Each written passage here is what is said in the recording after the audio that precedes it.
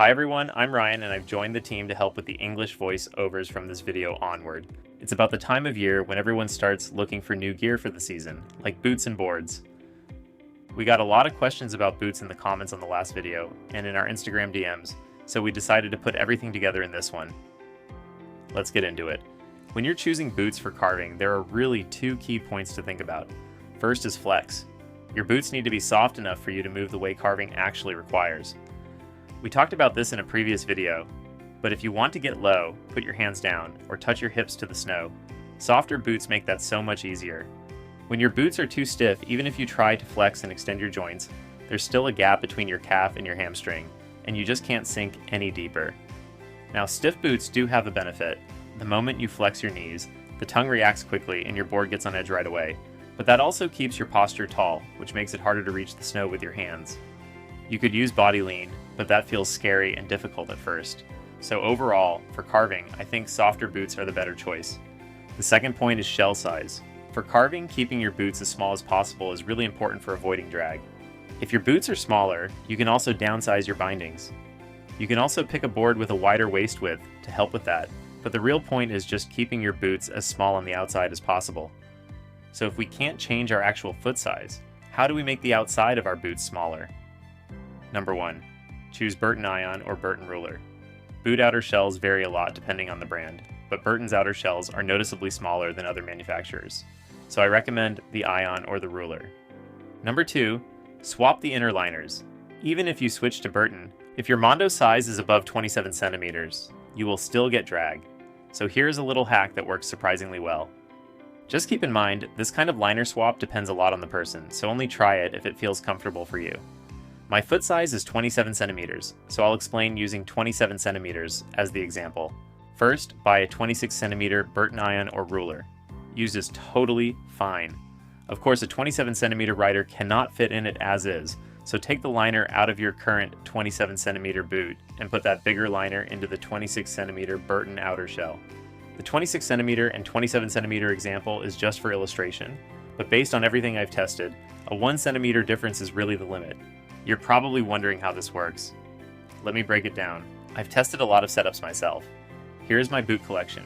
In 2022, I actually bought 6 pairs and tried everything. Last year, I used a Deluxe Empire 26.5 centimeters with a high-end insole. Total cost was about 60 to 70,000 yen. I even got them molded, but they still didn't match my feet. I have a bit of tailor's bunion, so the outside of my foot got pushed in and the bone started to stick out.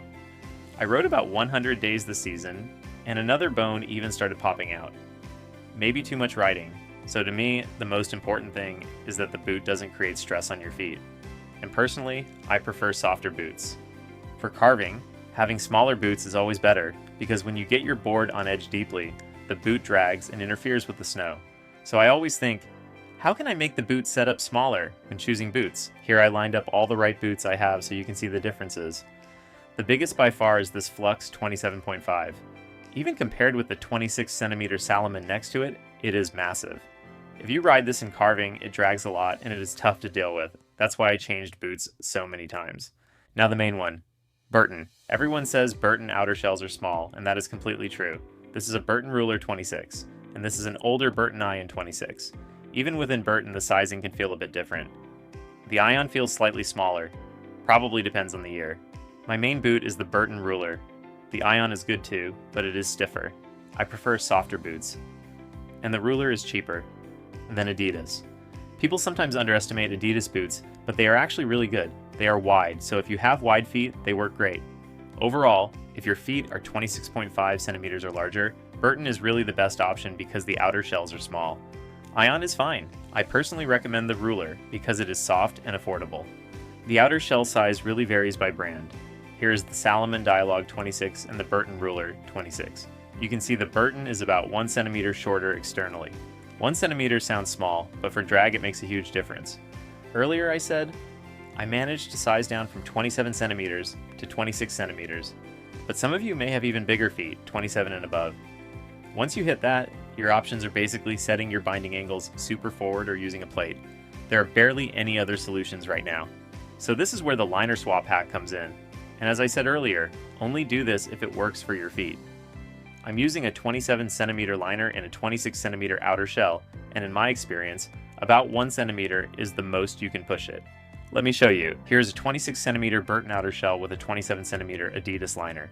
It works surprisingly well. Inside, the space for your foot becomes wider, so for people who always get pain, this can actually help too. Here's how it looks. Outer 26, liner 27. It fits more naturally than you might expect. Of course, compatibility depends on the models, but I personally feel no issues. My feet have more room inside, and there's no discomfort. Next, here's what the overhang looks like with a 27.5 boot mounted on the bindings. My binding angles are 36 on the front and 24 on the back. You can see how far the boot sticks out. The back foot sticks out more because the angle is shallower. If your toes stick out farther than the edge, the boot becomes much more likely to drag when you put the board on edge. Technically, the boot only hits the ground once the board is tipped past about 90 degrees, but even before that, the snow surface isn't flat and has bumps, so the edge bites into the snow. You'll really feel them dragging, especially on the back foot. That's why I want to reduce this as much as possible. Now here's the 26 centimeter boot. Burton ruler 26. The toes sit inside the edge line. Still close, but inside. Even with the 26 centimeters, you can see a bit of drag damage on the outer shell. So yes, it still drags a bit, but it is no longer at a level where the board washes out or loses grip. This is a huge improvement. If you want zero drag, set the back foot at 27 degrees or more. If you want to do some tricks, move it back to 24 degrees. Adjust depending on the style. If you get your boots down to 26 centimeters or below, you can actually fit into Flux XF, binding size S instead of M. And if you can ride size S, the responsiveness becomes insanely good. No extra side gaps. The high back sits directly and feels much more connected. Honestly, this improved my riding more than buying any expensive binding. For insoles, I use Superfeet Black. I don't do well with strong arch support, so I prefer thin insoles. Insoles vary a lot from person to person, and people have different preferences. So if you have recommendations, please let me know in the comments. That's it for today's video. If you have any topics you want us to cover, feel free to let us know in the comments. Thanks for watching, and I'll see you in the next one.